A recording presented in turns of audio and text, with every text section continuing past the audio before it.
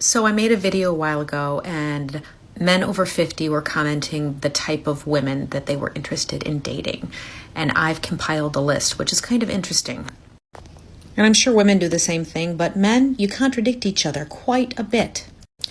A lot of men over 50 said that they wanted much younger women. However, a lot of men said they wanted women who were emotionally mature. With years comes age, but also maturity. Number 2, men said that they liked women who were very active. However, they also said they didn't want a woman who was too busy. Mama say that happiness is from magic rays of sunshine that come down when you're feeling blue.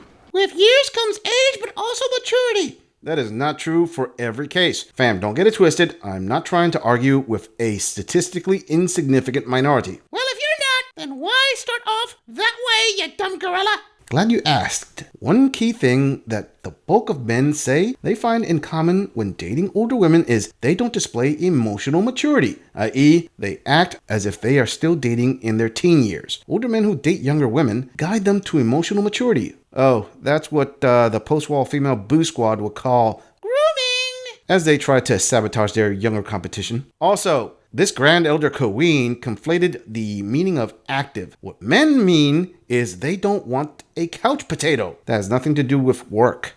A lot of comments were about women's physicality. They wanted a woman who was trim, beautiful, fashionable, but also somebody who didn't spend too much time, effort, or money on their looks.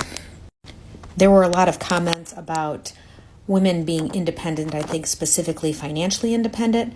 However, they wanted a woman who also needed them.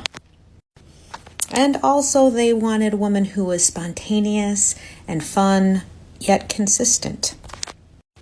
I'm sure women are the same way, but it seems like there's a whole lot of contradictions in the type of women that the men over 50 want. Fam, why is it that grand elder queens like this one have an innate need of trying to prove men wrong by going to the extremes? Not spending too much time, effort, or money on their looks is pretty straightforward, as in, do it efficiently.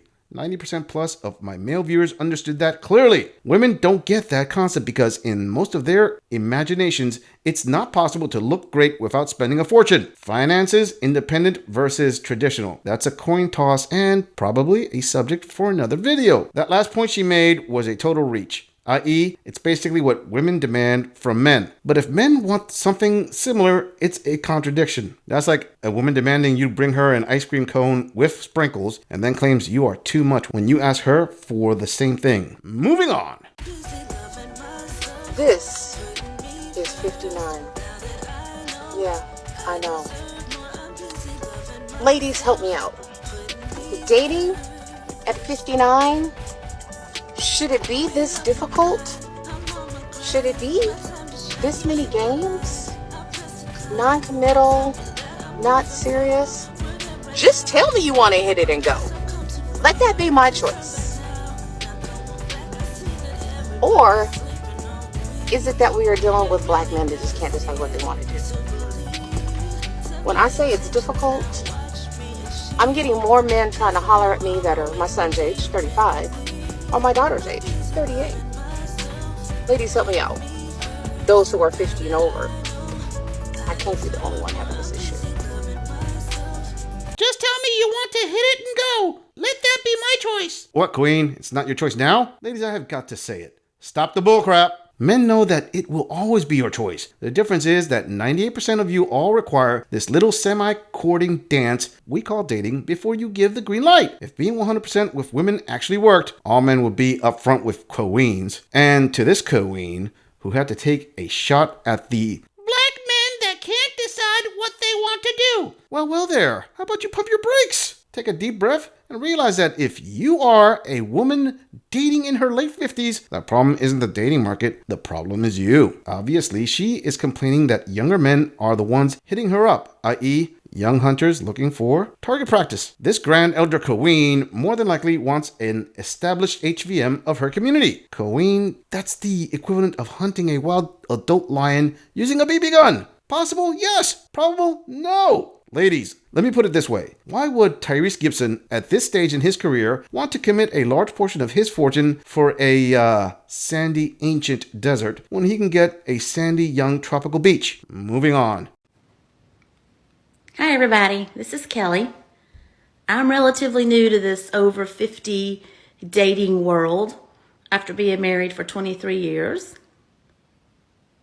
I've been divorced almost 2 years and joined my first dating app about 10 months ago.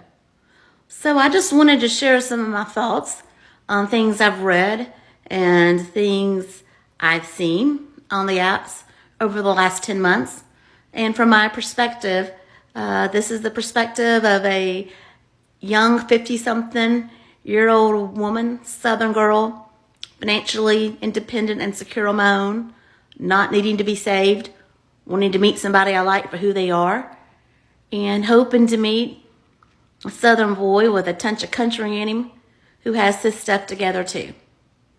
So, here are my tips for those 50-something gentlemen looking for women like us.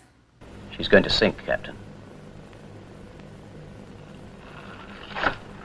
But she can't sink.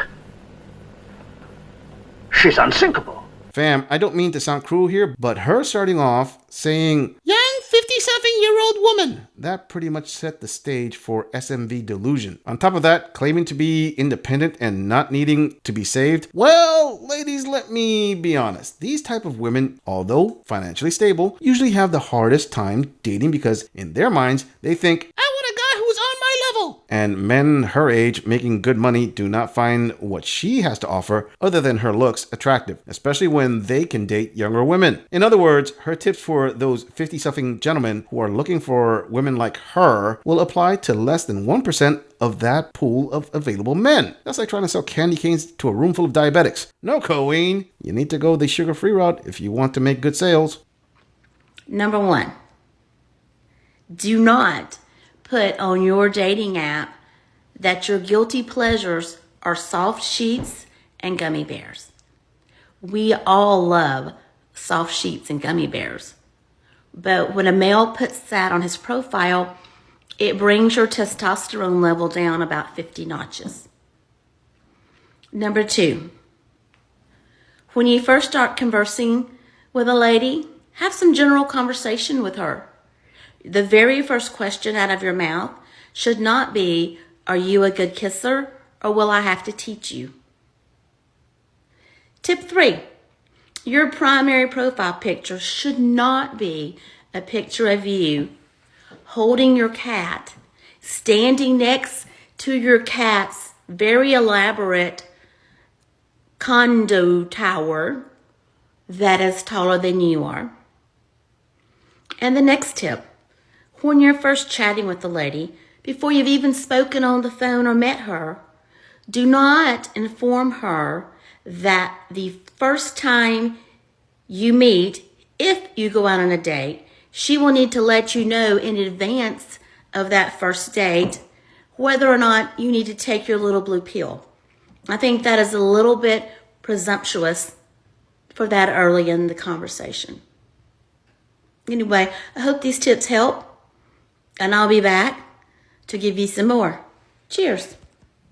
The gummy bear comment, I would call it weird, but I am a gorilla, so who am I to talk? That said, isn't it interesting she can openly talk about the type of men she wants, but if he states something he likes, it's a problem? Projecting much there, Colleen? Tip 2? Yeah, I have to agree with her because women want the thrill of the chase. But then again, this goes back to her wanting a 50-year-old HVM. He has little patience to play games with decades post-war queens. About those cats, gentlemen, let me make this clear to all of you. And I am serious. Never, ever put a cat in your profile pic. Fam, did it not occur to you? This is a direct challenge to her cat lady status. You, sir, have intimidated a cat lady's dating profile. Although I will low-key admit that is impressive. The blue pill comment sounded more like a bad attempt at humor, depending on the circumstances, i.e. how high the guy's value is. Unfortunately, this Grand Elder Queen actually thinks her SMV is higher than what it really is. Fam, I like to root for the underdog just as much as the next guy, but even I know a Chihuahua has a snowball's chance of victory tussling in a pit bull's weight category. I'm just saying, if you enjoy this audit, click on the video in the end screen for more content. If you would like to support the channel, please follow the link in the description to donate to our beer fund, or like, subscribe, and share this video on other social media platforms. If you agree or disagree with anything about this audit,